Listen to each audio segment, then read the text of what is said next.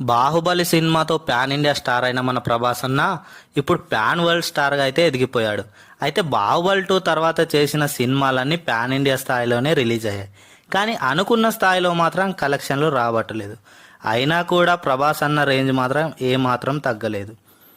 సినిమాలు ఫ్లాప్ అయితే ఏ హీరోకైనా అవకాశాలు తగ్గుతాయేమో కానీ మన ప్రభాస్ అన్నకు మాత్రం అవకాశాలు పెరిగిపోతున్నాయి. కానీ ఇప్పుడున్న సినిమాలతో ఫుల్ బిజీ అయిపోయాడు మన ప్రభాస్ అన్న. అయితే ఇంకో 2-3 ఏళ్ల దాకా ఎవరికి డేట్స్ ఇవ్వనంటున్నాడు మన ప్రభాస్ అన్న. ఎందుకంటే ఇప్పటికే 4-5 పెద్ద పాన్ ఇండియా మూవీలే చేస్తున్నాడు.